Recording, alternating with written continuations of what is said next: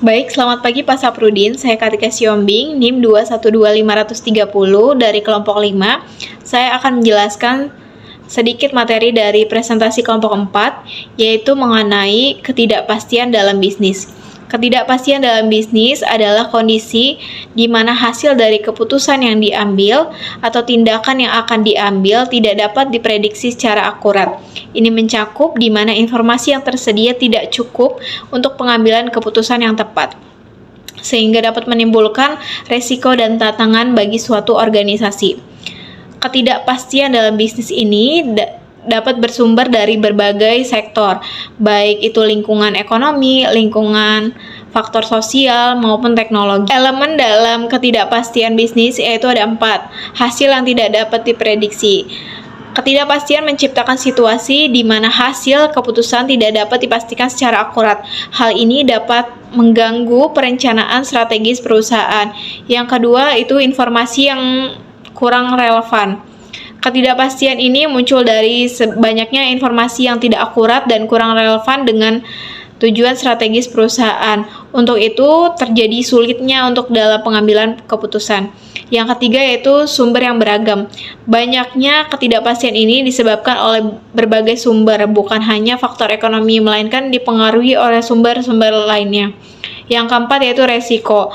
Ketidakpastian ini menimbulkan resiko di mana manajemen harus siap dalam menghadapi dampak negatif atas keputusan yang diambil. Seperti yang kita tahu, ketidakpastian ini tentu menjadi tantangan bagi setiap bisnis untuk menghadapinya.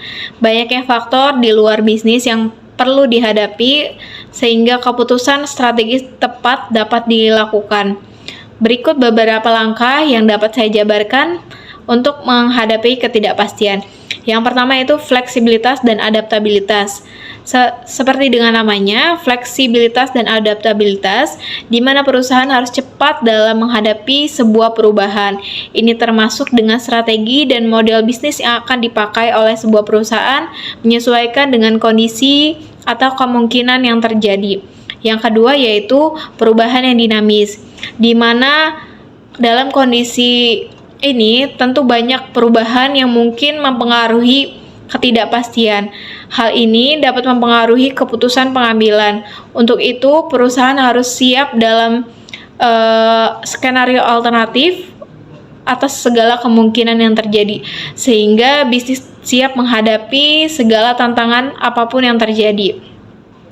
Yang ketiga yaitu diversifikasi, melakukan pengembangan baik bagi produk maupun layanan.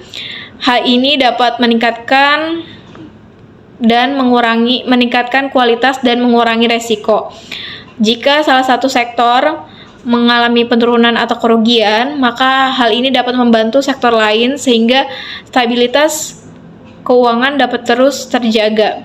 Yang keempat yaitu pengembangan keterampilan. Investasi dalam pengembangan keterampilan tentu perlu dilakukan. Karyawan yang lebih terampil dapat menghadapi suatu kondisi yang mungkin menjadi tantangan. Hal ini maka perlunya pelatihan bagi karyawan, sehingga karyawan dapat lebih siap menghadapi segala tantangan yang mungkin akan terjadi dalam situasi dan kondisi baik buruk maupun baik. Yang kelima yaitu pemantauan pasar.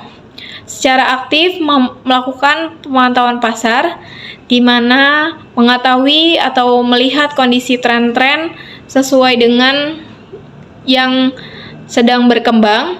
Hal ini untuk menempatkan atau memprediksi perencanaan atau strategi apa yang harus dilakukan sesuai dengan tren yang ada sekarang ini. Yang keenam yaitu keterlibatan tim. Libatkan tim dalam setiap proses pengambilan keputusan untuk mendapatkan berbagai perspektif dan ide ataupun masukan dari berbagai sisi. Hal ini dapat meningkatkan komitmen dan kreativitas dalam menghadapi ketidakpastian ini. Yang ketujuh yaitu kesehatan mental.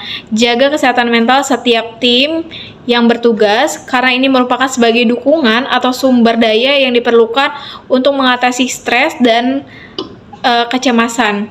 Lingkungan kerja yang sehat dapat meningkatkan produktivitas karyawannya. Yang ke-8 yaitu pendekatan efektuasi. Gunakan fokus pada sarana dan prasarana yang tersedia, eksplorasi kemungkinan hasil yang dapat didapatkan. Ini membantu menciptakan peluang yang baru tanpa harus memprediksi masa depan secara tepat. Yang ke-9 yaitu membangun jaringan dan aliansi, berkolaborasi dengan pemasok, pelanggan maupun pesaing. Ini dapat menciptakan aliansi strategis di mana dapat memperkuat jaringan sehingga memberikan dukungan sumber daya tambahan atas ketidakpastian ini. Yang ke-10 yaitu pembelajaran berkelanjutan, terus belajar dari pengalaman atau kejadian yang mungkin sudah dihadapi. Pembelajaran ini dapat membantu untuk beradaptasi dan berkembang dalam lingkungan yang berubah. Dengan menerapkan beberapa langkah berikut, bisnis dapat lebih siap menghadapi ketidakpastian dan memanfaatkan peluang yang mungkin akan muncul sehingga meningkatkan daya saing dan keberlanjutan. Sekian yang dapat saya jelaskan. Kurang lebihnya saya mohon maaf. Terima kasih.